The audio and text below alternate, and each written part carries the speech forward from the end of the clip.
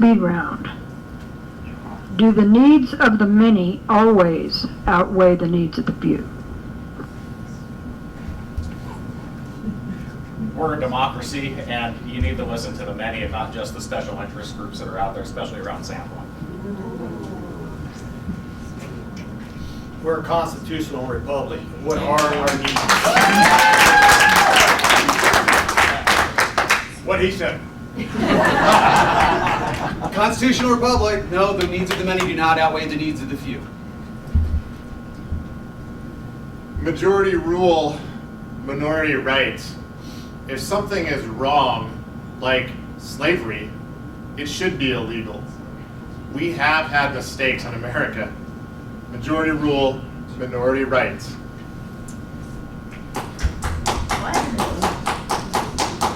So the answer, if you want it in a no, it is no, the needs of the many do not always outweigh the needs of a few in a republic. The rule of law. Okay, long question. What one part of county government would receive more attention if you were elected?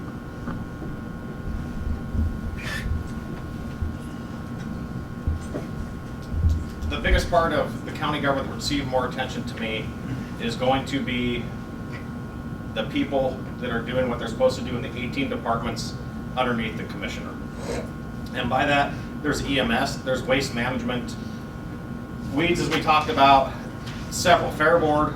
Those are all services to all of us out there that we're paying for. We need to make sure the services we're paid for are available and talked about to all of the taxpayers in the area, all of the residents. We all need to know what's there. We need to take care of our people. Our employees of the county, they are very far behind private industry as far as pay goes. And I know we're fighting budget constraints moving forward because of the inflation rates, but we have to take care of our people. Our people are the biggest assets we have at the county, so if we can get a second life out of a pickup, let's put that money back to the people that actually know our county, do the day-to-day duties that they need to do to make things successful here, and let's make that a focus. Let's not just be looking at certain things that we're focusing on now, but let's look at making sure that we're taking care of people that are paying the money to the county. Basic infrastructure needs to come first before all the other needs and wants. So road and bridge being one of them.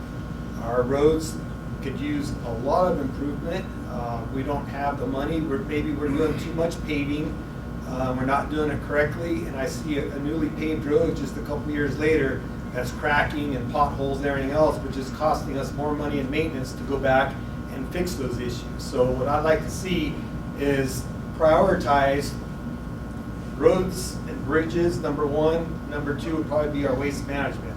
We got a huge issue right here, being so close to Washington. Washington is so expensive to get rid of their trash. They're actually coming over here into Idaho with their trash and getting rid of it, whether they're buying stickers or whatever it is on the black market. But roads and bridges, number one priority. Well, it probably comes as no surprise that planning would be my primary focus, I think, coming in, because that's the one thing that, well, everything affects everybody, but planning touches every single part of our life. But beyond that, budget. We've got, the government's telling us now we have 7% inflation. It's really more like 14, 15, 16, who knows where it's gonna go. And we can raise property taxes 3% per year. So the analogy was made recently, it's like having a little boat with 17 gallons a minute coming in and a 3 gallon per minute bilge pump. That's gonna have to be addressed. And we can't just bring in more money because you can't legally. So there are gonna have to be cuts. Unless we can find other places to bring money. And there might be, I hate to say it, there might be some federal money out there possibly that has palatable strings attached to it, but we don't really want to go there. But whoever can. All right, but that means that services are going to get cut. It's going to happen. So whoever comes in, my point is that's going to have to be dealt with. And you can't just eat around the edges of it. It's going to be a thing. The question was what one department? Was that the question? What one part of county government would receive more attention if you were elected? So the easy answer is road and bridge. Their budget has been flat dollar-wise for 10 years. which means they've been losing 3 to 5% of their purchasing power every year in their ability to take care of our infrastructure, take care of our obviously roads and bridges. You can't keep someone at a decreasing value, losing 5% of what they're able to purchase every year, and then complain about the job that they're doing on our roads. That's not acceptable. So in 10 years, they've lost 40, 50, 60% of their purchasing power. They can't keep their employees in place. Luckily, they got a little bit of a 3% raise last year.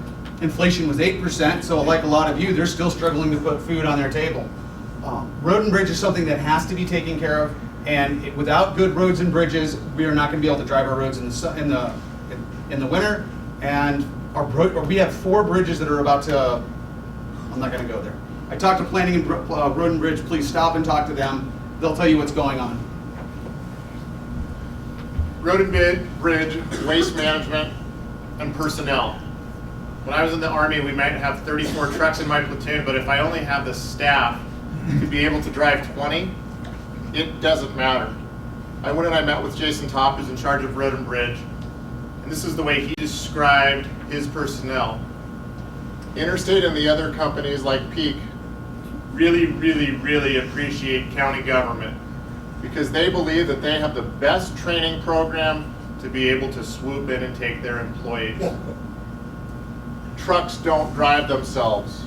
Graders don't drive themselves. Snowplows don't drive themselves. And I like having my road plowed. I just don't like paying for it.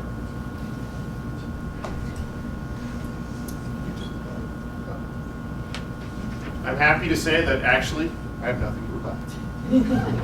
The only thing I want to say is that the problem with solid waste, I talked to Bob Howard about that, it has been fixed.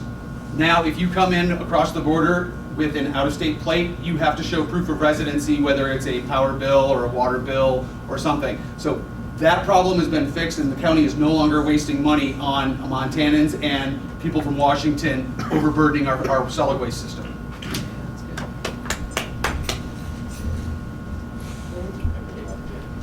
So I'm just gonna follow up on the reaction when I said there might be some federal money out there that got palatable strings.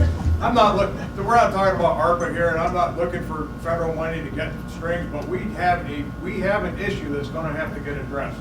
And that idea came from someone in the county government already, somebody, I won't name him, but somebody I trust who deals with the budget a lot. And he's saying it may come to that point where you have to get out and look for money that's available federally. I mean, federal government caused the issue. They're making the inflation that we have. See what money can be had from them. And no, we don't want it with strings attached, but every federal dollar has something attached to it. Try to find something that we can live with and get the money if possible. I think we're done. Almost. It's confusing where this is all started. I just follow where I'm supposed to go. So one thing I would like to say though real quick is I think we're all pretty much in agreement with Road and Bridge need help and all. One thing that's important I think coming up with these elections is making sure that we get a conservative elected into this office that understands how things work. Some questions I have for Road and Bridge is why do we need brand new $300,000 road graders every 3 to 5 years? The private sector out there uses equipment for 20 years plus, maintaining them, taking good care of them, not beating them up. So can we maybe cut a little bit of money out of the budget, save our equipment, and actually get a few more years of life out of that equipment, and take that money that we would have spent on new equipment and maybe buying the rest of that chip sealing oil?